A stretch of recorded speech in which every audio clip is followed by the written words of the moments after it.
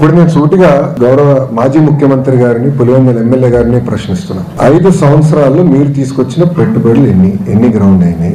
నేను 8 నెలల్లో తీసుకొచ్చిన పెట్టుబడులు ఏంటి? చర్చకి నేను సిద్ధం, ఆయన సిద్ధమా? మళ్ళీ కోడిగుడ్డుని పంపిస్తాడు. మాకు కోడిగుడ్లు వద్దు, మాకు ఆమ్లెట్లు వద్దు, డైరెక్ట్ గా రమ్మనండి, ఐఎమ్ రెడీ టు టాక్. నేను ఎక్స్ప్లెయిన్ చేస్తాను. ఇప్పుడు ఆర్సిలర్ మిత్తల్ ప్రాజెక్ట్ నేను 2019లో కలిసా. ఇందులో డావోస్ లో TCS వాళ్ళ బూత్ బయట కలిసి ఆనాడు చెప్పి ఆంధ్ర రాష్ట్రానికి రాండి అని. మీరు ఆదిత్యం కూడా అడిగారు. అప్పటి నుంచి ఐ మెయింటైన్ దట్ రిలేషన్ అండి. 5 years I maintain that relationship. NDA ప్రభుత్వ అధికారులకు వచ్చినంటే నేను ఫోన్ చేసా, బాస్ 5 years అయింది, మీరు వేరే రాష్ట్రానికి వెళ్దాం అనుకున్నారు, అక్కడ ఏం అవ్వలేదు, వచ్చేయండి వేరే రెడీ. ఒక్క జూమ్ కాల్ తో కదిలిందండి ఆ ప్రాజెక్ట్. అక్కడ పారిశ్రామికవేత్తలందరూ నన్ను ఏమడుగుతున్నారు, మీరు గ్యారంటీ ఇస్తారా జగన్మోహన్ రెడ్డి అనే వ్యక్తి మళ్ళీ గెలవడానికి? ఎందుకంటే PPL రద్దు చేశారు, అమర్ రాజా లాంటి కంపెనీని తరిమేశాడు, అనేక కంపెనీని హెరాస్ చేశారు, సకాలంగా కరెంట్ బిల్లు మన కరెంట్ కూడా అందించలేదు, పవర్ హాలిడేస్ ప్రకటించారు. ఇండస్ట్రీ చాలా నష్టపోయిందండి ఆంధ్ర రాష్ట్రంలో. ఇప్పుడు అదంతా రివైవ్ చేసినాక మేము కష్టపడుతున్నాం, బ్రాండ్ రివైవ్ చేసినాక కష్టపడుతున్నాం. ఈ రోజు మహారాష్ట్ర మాతో పోటీ పడుతుంది, తెలంగాణ మాతో పోటీ పడుతుంది, తమిళనాడు మాతో పోటీ పడుతుంది.